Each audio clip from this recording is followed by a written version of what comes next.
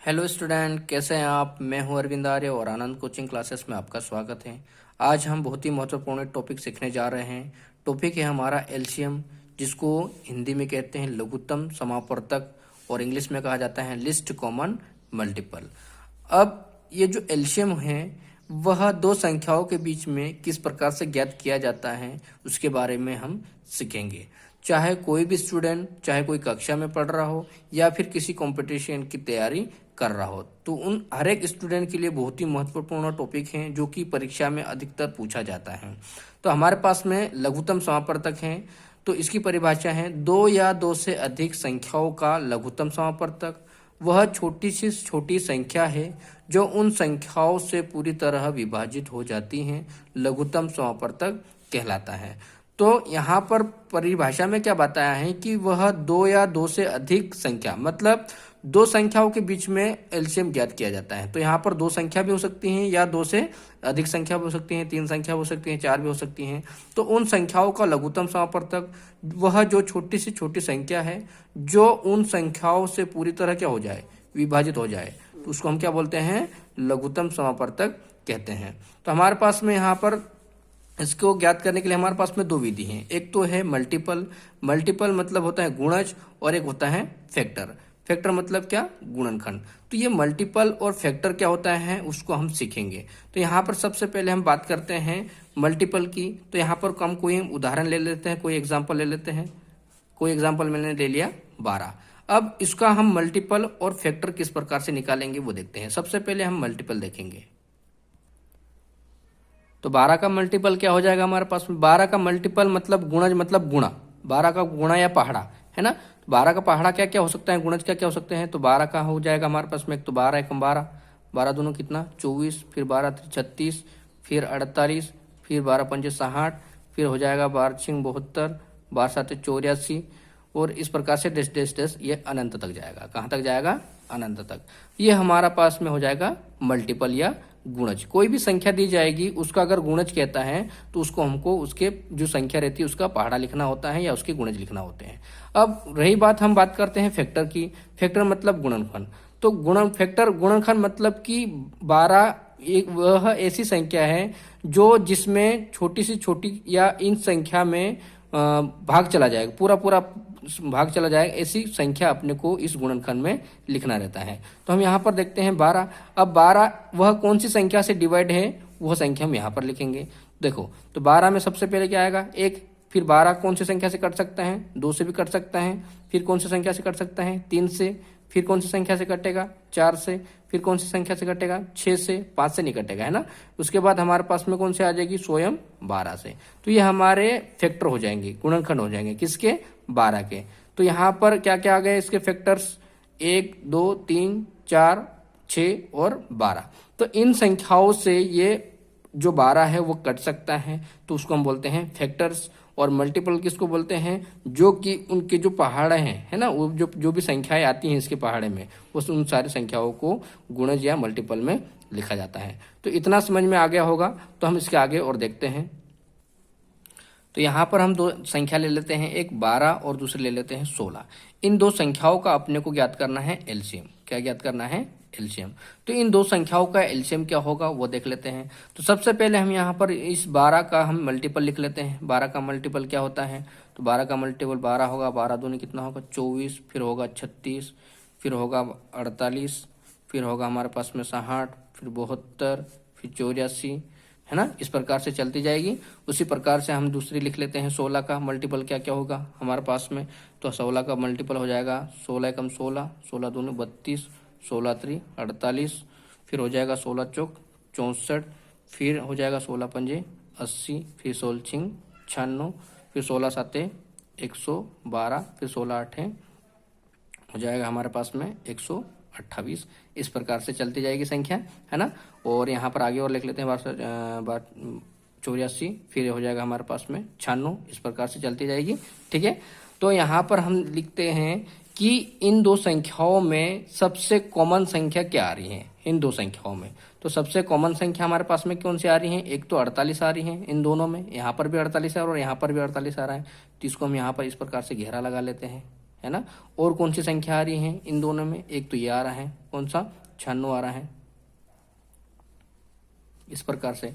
ठीक है, तो और भी संख्या आगे आएगी, लेकिन हम यहाँ पर 2 ही संख्या देखते हैं। तो यहाँ पर जो जोड़ आया वो हमारे पास में कौन सा आया है, तो 48 आया, और दूसरा कौन सा आया है, 96। तो एलसीएम का मतलब होता है वह छोटी सी छोटी संख्या जो कि दोनों में क्या हो, कॉमन हो, क्या हो, कॉमन हो। तो एलसीएम का मतलब क्या होता है, हमने लिखा ना एलसीएम, लिस्ट कॉमन फैक्टर, मतलब दोनों में क्या हो, कॉमन हो, क्या हो, दोनों में कॉमन हो। तो यहाँ पर दोनों में कॉमन है, तो हम सबसे पहले छोटी देखेंगे। लिस्ट कॉमन मतलब वह छोटी सी छोटी संख्या जो दोनों में क्या हो, मल्टीपल हो या दोनों में गुणज हो।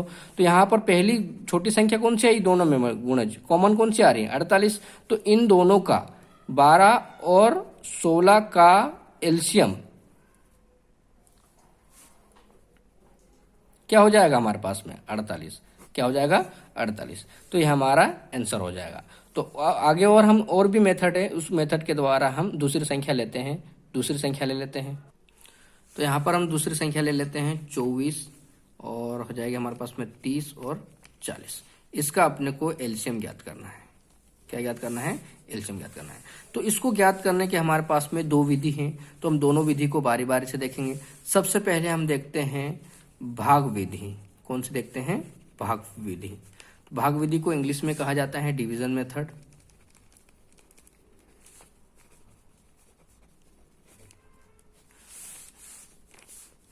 क्या कहा जाता है, डिवीजन मेथड। इस विधि, भाग विधि के द्वारा हम एलसीएम कैसे ज्ञात करते हैं उसके बारे में देखते हैं। तो सबसे पहले भाग विधि मतलब हम इन दोनों संख्याओं को क्या करेंगे, भाग लगाएंगे तीनों संख्याओं का। हमारे पास में तीनों संख्या लिख लेते हैं, 24, 30 और क्या है, 40 है। अब इसमें गुणनखंड, इसको क्या कर रहे हैं हम, गुणनखंड कर रहे हैं। तो गुणनखंड में क्या करना होता है कि सबसे पहले छोटी संख्या, अभाज्य संख्या लेते हैं जो सबसे छोटी होती है। तो सबसे छोटी अभाज्य संख्या क्या है, 2। तो हम यहाँ पर 2 का भाग लगाएंगे इसमें। तो 2 एकम 2, 2 दूनी 4, फिर इसका आधा कितना होगा, 15, और इसका आधा कितना होगा, 20। उसी प्रकार से और 2 का लगाएंगे, 12 का आधा कितना, 6।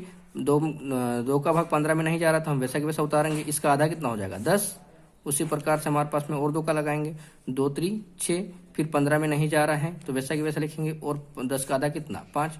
अब इसमें 2 का भाग जा रहा है क्या, इन संख्याओं में नहीं जा रहा है, तो हम उसके बाद अगली भाज्य संख्या ले लेते हैं 3, 3 एकम 3, फिर 3 पंजे 15, फिर 5 में नहीं जा रहा तो 5 वैसा कि वैसा। उसके बाद लिखेंगे हम, यहाँ पर 3 का भाग जा रहा है क्या, नहीं जा रहा है, तो हम अगले ले लेते हैं 5 ले लेते हैं। तो 1, 5 एकम 5 और 5 एकम 5। तो ये हमारे पास में इसका हमने क्या कर दिया, गुणनखंड कर दिया। तो हमारे पास में जो संख्या आ रही है वो कौन सी आ रही है, तो हम इनका जो गुणनखंड आया है, फैक्टर्स आए हैं वो लिख लेते हैं यहाँ पर। तो 2 कितनी बार आए हैं, 1 2 3, तो 2 गुणित 2 गुणित 2। उसके बाद 3 कितनी बार आए हैं, 1 बार, 3 गुणित कितना, 5। तो इसका हम क्या कर लेते हैं, गुणा कर लेते हैं। 2 दूनी 4 और 4 दूनी 8 और 8 3 24। तो 24 गुणित कितना कर लेते हैं, 5। तो 5 चौक 20 की 0 हासिल का 2, 5 दूनी 10 और 2 12। तो इन तीनों संख्याओं का एलसीएम कितना हो जाएगा हमारे पास में, 120। कितना हो जाएगा, 120। एक तो ये वाली मेथड थी हमारी जो कि कौन सी है, भाग विधि। इस विधि के द्वारा भी हम ज्ञात करते हैं, है ना। अब उसके बाद हमारे पास में दूसरी मेथड है, यही संख्या हम ले लेते हैं 24, 30 और 40, है ना। तो इन संख्याओं के द्वारा दूसरी मेथड से हम कैसे एलसीएम ज्ञात करेंगे उसके बारे में देखते हैं। तो दूसरी विधि है हमारे पास में अभाज्य गुणनखंड विधि। अभाज्य गुणनखंड विधि, और इंग्लिश में कहा जाता है प्राइम फैक्टराइजेशन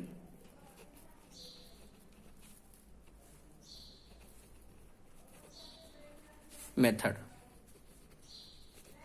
क्या कहा जाता है, प्राइम फैक्टराइजेशन मेथड या अभाज्य गुणनखंड विधि। इन विधि के द्वारा हम एलसीएम कैसे ज्ञात करते हैं। तो हमारे पास में संख्या थी 24, 30 और 40। तो इसको अभाज्य गुणनखंड विधि द्वारा करना है। तो अभाज्य गुणन विधि द्वारा देख लेते हैं यहाँ पर कि इनका एलसीएम कैसे ज्ञात करेंगे। तो सबसे पहले हम ले लेते हैं 24। 24 का फैक्टर्स का क्या होंगे, गुणनखंड क्या क्या होंगे। तो हम सबसे पहले लगा लेते हैं 2 का। तो 2 एकम 2, 2 दूनी 4, फिर 2 का लगाएंगे, 2 छिंग 12, फिर 2 का लगाएंगे तो 2 3 6, फिर कितने से आएगा, 3 का, 3 एकम 3। उसके बाद दूसरी संख्या है हमारे पास में कौन सी है 30, इसको हम 2 से लगाएंगे। अभाज्य संख्या मतलब कि वह छोटी से छोटी संख्या है ना, तो सबसे पहले हम छोटी संख्या से भाग लगाते हैं, फिर 2 एकम 2 और 2 पंजे 10, फिर अब 15 में 2 का भाग नहीं जाएगा तो हम लगाएंगे 3 का, तो 3 पंजे 15, फिर कितने से जाएगा ये 5 से, 5 एकम 5। उसके बाद हमारे पास में कौन सी संख्या है 40, अब इसको भी 2 से लगाएंगे सबसे पहले, तो 2 दूनी 4, फिर 2 पंजे 10, फिर हमारे पास इसका आधा 20 का आधा कितना 10, फिर 2 पंजे 10 5 बार, फिर कितने से जाएगा 5 से, 5 एकम 5। तो ये हमारे पास में तीनों संख्याओं का हमने फैक्टर्स निकाल लिए हैं। अब हम इसके फैक्टर्स लिख लेते हैं क्या क्या है ना। तो यहाँ पर हमारे पास में 24 के फैक्टर्स क्या क्या आए वो लिख लेते हैं। तो 24 को जब हमने गुणनखंड किया तो क्या क्या आया, 2 गुणित 2 गुणित 2 गुणित कितना 3 आया, ठीक है। उसी प्रकार से अगली संख्या हमारे पास में थी 30 के गुणनखंड क्या क्या प्राप्त हुए, 2 गुणित 3 गुणित 5, 2 3 6 और 6 पंजे 30। उसी प्रकार से अगली संख्या क्या थी 40 की गुणनखंड कितने आए, 2 गुणित 2 गुणित 2 गुणित कितना 5, 2 दूनी 4, 4 दूनी 8 और 8 पंजे 40, ठीक है। अब यहाँ पर हम देखते हैं कि इसमें 2 कितनी बार आ रहा है 3 बार, तो हम लिख सकते हैं 2 की घात 3 गुणित कितना 3, ये वाला, ठीक है। उसी प्रकार से इसमें भी देखते हैं इसमें कोई घात है क्या, नहीं है, तो 2 की घात भी 1 है, गुणित 3 की घात 1 है, 5 की घात 1 है, इसकी घात भी 1 लिख सकते हैं। उसी प्रकार से यहाँ पर 2 कितनी बार आ रहा है 3 बार, तो 2 की घात 3 गुणित कितना 5 की घात 1। अब इसमें इस विधि अभाज्य गुणनखंड विधि के द्वारा कैसे एलसीएम ज्ञात करते हैं, तो यहाँ पर सबसे पहले देखते हैं कि इन जो फैक्टर्स निकाला हमने गुणनखंड किया उसमें सबसे बड़ी घात को लिखा जाता है। तो सबसे बड़ी घात इन तीनों में, पहले तो हम अभाज्य संख्या कौन सी वो देखेंगे इन तीनों में, ठीक है। तो अभाज्य संख्या हमारे पास में हम लिख लेते हैं अभाज्य संख्या। तो अभाज्य संख्या है हमारे पास में कौन सी है, एक तो 2 है, 3 है और एक 5 है, इसके अलावा कोई संख्या है क्या, नहीं है। तो यहाँ पर हम देख लेते हैं, तो यहाँ पर 2 कितनी बार, 2 की घात सबसे बड़ी घात कितनी है 3, तो 2 की घात 3, फिर गुणित, फिर गुणा, फिर हमारे पास में 3 की छोटे उसके छोटे वाली घात कितनी है 3 1 है, फिर गुणित 5 की घात कितनी है 1 है। अब हम इसको गुणा कर लेते हैं, 2 की घात 3 कितना 8 गुणित कितना 3 गुणित कितना 5। तो यहाँ पर हम गुणा कर लेते हैं, तो 8 3 कितना 24 गुणित कितना 5, और इसका गुणा इसमें करेंगे तो हमारे पास में आ जाएगा 120। तो हमारे पास में ये हमारा क्या हो जाएगा एलसीएम। तो हमने दोनों विधि में को हल करके देखा, तब भी हमारा एलसीएम कितना आया 120 आया, है ना। तो हमने अभाज्य गुणन विधि से हल किया तब भी हमारा आंसर कितना आया 120, और हमने यहाँ पर भाग विधि से हल किया तो हमारा एलसीएम कितना आया 120। तो यहाँ पर दोनों मेथड अच्छी हैं, तो जो मेथड अच्छी लगे उस मेथड से एलसीएम ज्ञात करना है, लेकिन ज़्यादा से ज़्यादा आप भाग विधि से ही एलसीएम ज्ञात करना, ताकि आपने को आगे प्रॉब्लम नहीं आए। तो इतना समझ में आया होगा, है ना। तो यहाँ तक आप समझ गए होंगे कि किस प्रकार से एलसीएम ज्ञात किया जा सकता है। तो यहाँ पर मैं कुछ एग्जाम्पल दे रहा हूँ, उस एग्जाम्पल के तुम यहाँ पर सवाल करके देखना और कमेंटमेंट बॉक्स में लिखे कि उसका आंसर क्या आ रहा है। तो मैं एग्जाम्पल लिख रहा हूँ, हमारे पास में 12 और 15 और 21 का एलसीएम ज्ञात करना है, ठीक है। और संख्या ले लेते हैं हम 12 और 15। इन दो एग्जाम्पल करके देखना और इसका आंसर आप कमेंटमेंट में लिखिए कि आपका आंसर क्या आ रहा है। तो ये एलसीएम आपको समझ में आया होगा। आप एक बार इसका स्क्रीनशॉट ले लीजिए पूरा। तो वीडियो को लाइक करें, सब्सक्राइब करें और अपने दोस्तों को शेयर करना ना भूलें, है ना। तो बहुत ही अच्छा है एलसीएम कैसे निकालते हैं, पूरा स्टेप बाय स्टेप 2 विधि हमने सीखी हैं, इन 2 विधि के द्वारा एलसीएम निकालते हैं। तो इतना समझ में आया होगा, शेयर करें इसको। धन्यवाद।